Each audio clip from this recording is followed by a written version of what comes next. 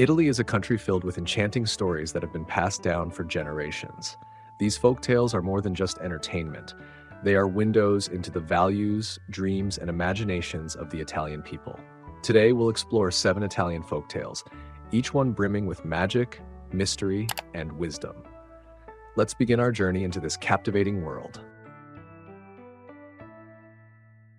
Colombina and the Enchanted Fountain. Long ago, in a quiet village nestled in the Italian countryside, there lived a young girl named Colombina. Her family was poor but hardworking, tending to a small farm that barely produced enough to feed them. Colombina was known for her kindness and bright spirit, always helping her parents and finding joy in the little things. One day, while wandering through the woods to gather firewood, Colombina heard a strange, melodic sound. It was as though the forest itself was singing. Curious, she followed the sound until she stumbled upon a sight that took her breath away, a shimmering fountain hidden among the trees. The water sparkled like diamonds and the air around it felt alive, filled with a strange but comforting energy. As Colombina stood in awe, a soft, soothing voice echoed around her. "Welcome, Colombina. This is the Fountain of Dreams. It can grant one wish to those with pure hearts. But beware, for the fountain knows the truth of your intentions." Colombina's heart raced. She had so many wishes: to free her family from poverty, to live a life of comfort, and even to travel the world. But deep down, she knew her first and greatest wish was for her parents to find happiness and peace. Kneeling by the fountain, Colombina spoke. "I wish for my family to live in joy and abundance, without fear or struggle." The fountain shimmered, and for a moment, everything went silent. Then, a stream of golden light burst from the water, surrounding Colombina before vanishing into the air. When she returned home, Colombina couldn't believe her eyes. The once barren fields were now lush with crops. Their animals looked healthier than ever, and their small house seemed to radiate warmth and comfort. Her parents greeted her with smiles she hadn't seen in years. Over time, the village came to learn of Colombina's encounter with the enchanted fountain. Many tried to find it, hoping to make their own wishes, but none could locate the magical spring. It seemed the fountain had chosen Colombina for her selflessness and pure heart. Though her family now lived in comfort, Colombina didn't stop working or helping others. She shared their newfound abundance with her neighbors, always remembering the lesson the fountain had taught her, that true happiness comes from selflessness and love. And so, Colombina's story was told for generations, a reminder that the greatest magic of all lies in the purity of a kind heart. The Golden Horned King. Once, in a distant Italian kingdom, there lived a king who was known far and wide for his greed. This king, whose name has been lost to time, was obsessed with gold and power. His palace was filled with treasures, yet he always wanted more. He would tax his people until they had nothing left, forcing them into poverty while he hoarded their wealth. One day, an old hermit came to the palace gates. The man was frail and dressed in rags, but his eyes sparkled with a strange light. He asked to speak with the king, claiming he had a gift that would make the ruler wealthier than he had ever dreamed. Curious, the king allowed the hermit into the throne room. The old man held out a small vial of golden liquid and said, "Drink this, your majesty, and you will gain a golden horn. It will bring you riches beyond imagination, for everything you touch with the horn will turn to gold.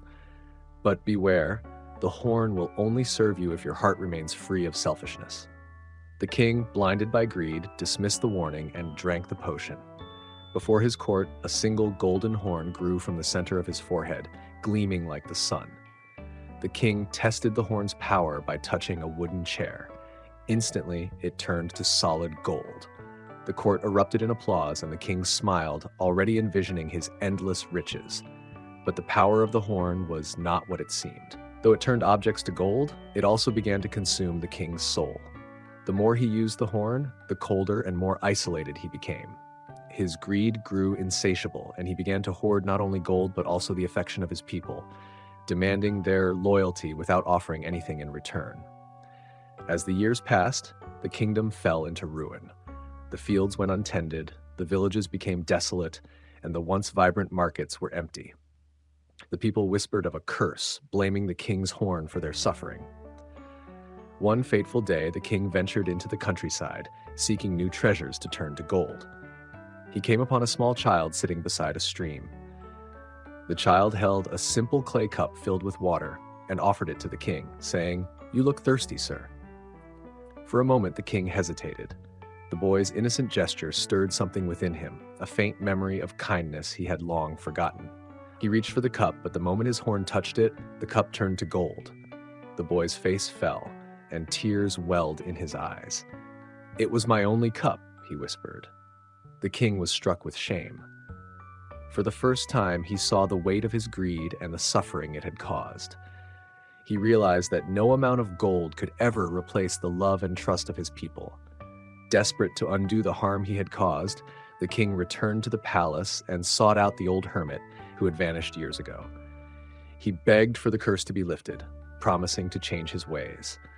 But the hermit's voice echoed in the king's mind, "The horn will only serve you if your heart remains free of selfishness." The king spent the rest of his days trying to atone for his greed. He gave away his treasures, helped rebuild the villages, and worked to earn back the trust of his people. Though the horn remained, it became a reminder of the lesson he had learned. True wealth lies not in gold, but in the bonds we share with others. And so the story of the Golden Horned King was told to warn against the perils of greed and to remind all who heard it that generosity is the greatest treasure of all. The Magic Olive Tree. In a small village overlooking the rolling hills of Tuscany, there lived a humble farmer named Giovanni. He owned a modest olive grove, and though it was not vast, it produced some of the finest olives in the region. Giovanni worked tirelessly to care for his trees, for they were his only source of livelihood. Among them stood one tree that was unlike any other. It was ancient, its trunk twisted and gnarled, yet it bore the most vibrant, golden green olives anyone had ever seen. The villagers often whispered about the tree, calling it the magic olive tree. They believed it possessed miraculous powers, for whoever ate its olives was said to be cured of any illness.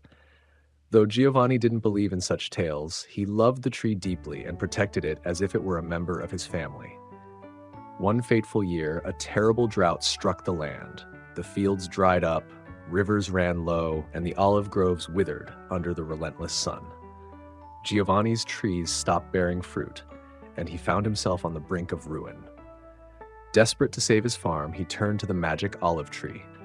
To his astonishment, it was the only tree still bearing fruit, its olives glistening as if untouched by the drought. Word of the miracle spread quickly, and soon villagers began arriving at Giovanni's door, begging for the tree's olives. Giovanni, moved by their pleas, gave the fruit to those in need, especially the sick and elderly. Each time someone ate an olive, they would regain their strength, their ailments vanishing as if by magic. One day, a wealthy merchant from the city arrived at Giovanni's farm. He offered the farmer a fortune in gold for the magic olive tree. Giovanni, though tempted, refused. "This tree is not mine to sell," he said. "Its fruit is meant to help those in need, not to fill your coffers." Angered by the refusal, the merchant devised a plan to steal the tree. That night, under the cover of darkness, he sent his men to uproot it. But as soon as they touched its branches, the tree let out a mournful groan. Its leaves began to wither, and its fruit fell to the ground, turning to ash. By morning, the once thriving magic olive tree stood lifeless. The villagers mourned the loss of the tree, but Giovanni did not despair. He gathered its ashes and mixed them with the soil of his grove. "If this tree's magic came from its roots in this earth," he said, "then perhaps it can live again." Seasons passed, and Giovanni cared for his grove with renewed determination. One day, he noticed a small shoot emerging from the ground where the magic olive tree had once stood.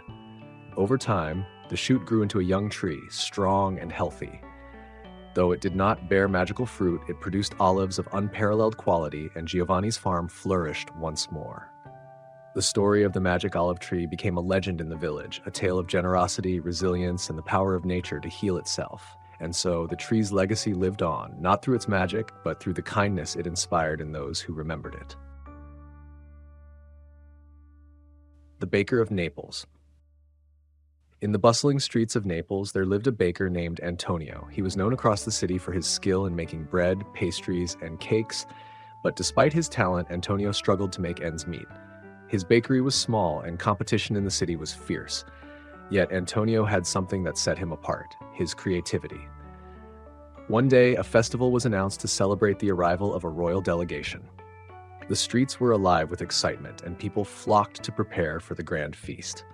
However, Antonio couldn't afford to buy expensive ingredients to showcase his baking skills. He felt disheartened, knowing this was a chance to attract wealthy patrons.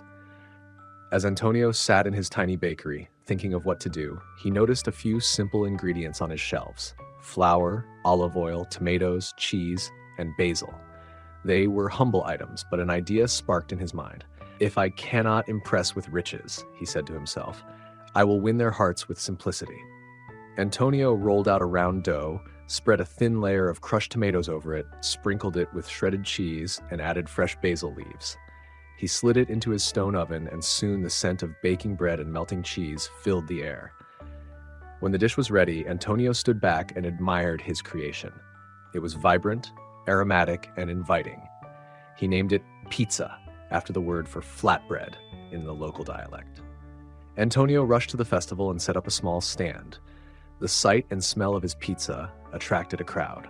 People were curious, for they had never seen such a dish before. When they took their first bite, their faces lit up with delight. Word of Antonio's pizza spread quickly, and soon even the royal delegation came to taste it. The queen herself, intrigued by the new dish, requested a pizza. Antonio, nervous but determined, prepared a special one in her honor. He arranged the toppings to reflect the colors of the Italian flag: red tomatoes, white mozzarella, and green basil. When the queen tasted it, she declared it the most delicious dish she had ever eaten. From that day forward, Antonio's bakery flourished. His pizza became a beloved dish not only in Naples, but across the region. People of all classes came to his bakery to enjoy the simple yet extraordinary creation that had united a city in celebration. And so, the story of the Baker of Naples reminds us that innovation and passion can turn even the humblest of ingredients into something extraordinary. To this day, the pizza remains a symbol of joy, creativity, and the vibrant spirit of Italy. The Mermaid of Sicily. Long ago, off the rocky coast of Sicily, there was a small fishing village. The villagers told tales of a mermaid who lived in the crystal-clear waters of the Mediterranean. They called her Nerina, and she was said to be both beautiful and kind, with hair that shimmered like sunlight on the sea, and a voice as enchanting as the waves. The fishermen revered Nerina, for they believed she protected them from storms and guided them to bountiful catches. It was said that on nights when the moon was full, Nerina would sit on the rocks, singing songs that calmed the sea. No one dared to approach her, for it was believed that if a human got too close, she would vanish forever. Among the villagers was a young fisherman named Marco. He was brave and adventurous, often venturing farther out to sea than anyone else. One moonlit night, while fishing alone, Marco heard a hauntingly beautiful melody. He turned his boat toward the sound and saw Nerina sitting on a rock, her tail glistening in the moonlight. She was more stunning than he had imagined, and her song filled his heart with a longing he couldn't explain. Unable to resist, Marco called out to her. "Nerina, is it true that you protect us? If so, I wish to thank you." Startled, Nerina stopped singing and turned to him. "You should not have spoken to me," she said, her voice filled with sorrow. "If I linger here, I will lose my place in the sea forever." Marco, struck by her sadness, promised he would leave if that was what she wished. But before he turned his boat away, Nerina asked, "Why do you care about what happens to me?" "I've heard your songs all my life," Marco said. "You bring peace to the sea and to our village. I would not want to see harm come to you." Nerina was touched by his sincerity. She told him that she had always watched over the village because she loved humanity, but her kind were forbidden from forming bonds with humans. If she spent too much time with them, she would lose her immortality and her ability to return to the sea. Despite the warning, Marco and Nerina began meeting in secret.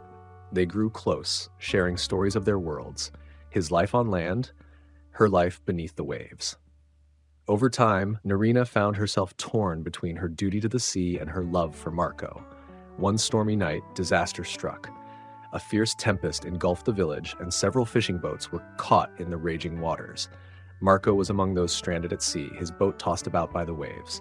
Nerina, seeing his peril, made a choice. She dove into the stormy waters and guided Marco's boat back to safety, using her song to calm the waves. When the storm passed, the villagers found Marco unconscious on the shore, his boat intact. As he awoke, he looked out to the sea and saw Nerina for the last time. She waved to him, her tail glimmering in the morning light, before disappearing beneath the waves. Nerina had saved the village, but her act of love had a price. She was never seen again, and the villagers mourned her loss. Yet Marco believed she had found peace in the ocean she loved so dearly. To this day, the people of Sicily tell the story of Nerina, the mermaid who gave up her immortality out of love.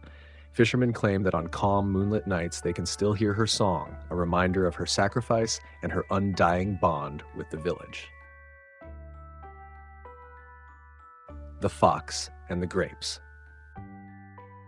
In a sunlit vineyard on the rolling hills of northern Italy, a clever but hungry fox wandered among the rows of vines. The air was sweet with the scent of ripening fruit, and the fox's stomach growled as he searched for something to eat. As he strolled through the vineyard, the fox's sharp eyes spotted a luscious bunch of grapes hanging high on a vine. They were plump, round, and gleaming with dew in the afternoon sunlight. The fox's mouth watered as he imagined their sweet, juicy flavor. Determined to claim the grapes, the fox leapt into the air, snapping at the fruit with his sharp teeth. But the grapes were just out of reach. The fox landed back on the ground, his paws crunching the dry grass. Undeterred, he tried again, this time jumping higher. He stretched his body as far as he could, his claws grazing the vine, but still, the grapes remained just beyond his grasp. Frustrated but not ready to give up, the fox looked around for a solution. He spotted a rock nearby and dragged it over to the vine. Climbing onto the rock, he leapt once more, but even with the extra height, the grapes eluded him. Panting and exhausted, the fox sat beneath the vine, glaring up at the grapes. They swayed gently in the breeze as if mocking his efforts. Finally, he snorted in irritation and turned away. "Those grapes are probably sour anyway," he muttered to himself as he trotted off into the vineyard, pretending he didn't care. Though the fox tried to hide his disappointment, deep down he knew the truth. He had wanted the grapes more than anything. Yet, rather than admit defeat, he convinced himself they weren't worth having. The tale of the fox and the grapes spread throughout the countryside, becoming a favorite story among the villagers. It served as a reminder of human nature, that sometimes, when we fail to achieve what we desire, we convince ourselves it wasn't worth the effort to protect our pride. And so the fox and the grapes became a timeless lesson in humility and honesty, teaching that it's better to accept our limitations than to dismiss our dreams as unworthy. The Magic Donkey. In a small village at the foot of the Apennine Mountains, there lived a poor farmer named Luca. He owned a single donkey named Bruno, who was not only his most loyal companion, but also his greatest help in the fields. Though Bruno was old and slow, Luca loved him dearly. One day, while tending to his small patch of land, Luca noticed something unusual. As Bruno kicked the ground to shoo away flies, a gold coin tumbled out of his hoofprint. At first, Luca thought it was a trick of the light, but when he looked closer, he realized it was real. "Could it be?" he muttered, bewildered. He watched Bruno carefully as the donkey moved about. To Luca's amazement, with every step Bruno took, another gold coin appeared. The donkey had somehow become magical. Overjoyed, Luca decided to keep Bruno's gift a secret. Each night, he would lead the donkey around his barn, collecting the gold coins that appeared. Within weeks, Luca was able to buy better tools, fix his crumbling house, and share his newfound wealth with his struggling neighbors. But word of Luca's sudden prosperity soon spread, and the village's greedy mayor, a man named Signor Baldo, became suspicious. Determined to uncover Luca's secret, the mayor visited the farmer, pretending to be concerned about his welfare. "Luca, my dear friend," Baldo said with a false smile, "I've heard you've had a stroke of good fortune. Surely you wouldn't mind sharing the secret of your success with your loyal mayor?" Luca, wary of the mayor's intentions, shrugged and said, "It's nothing special, Signor Baldo. Hard work and a bit of luck, that's all." But Baldo wasn't convinced. That night, he sent his men to Luca's farm to spy on him. Hidden in the shadows, they watched as Luca led Bruno around the barn, and with each step, a gold coin appeared on the ground. When Baldo heard the news, he was consumed with greed. The next morning, he stormed into Luca's house with his guards and demanded the donkey. "This animal is the property of the village now," he declared. "Such a treasure cannot belong to just one man." Luca protested, pleading to keep Bruno, but the mayor's men seized the donkey and dragged him away. Baldo was already dreaming of the endless riches the donkey would bring him. That night, the mayor took Bruno to his mansion and ordered his servants to lead the donkey around the grand hall. To his delight, gold coins began to appear. Baldo laughed greedily and planned to use the donkey's magic to make himself the wealthiest man in the kingdom. But as the night wore on, something strange began to happen.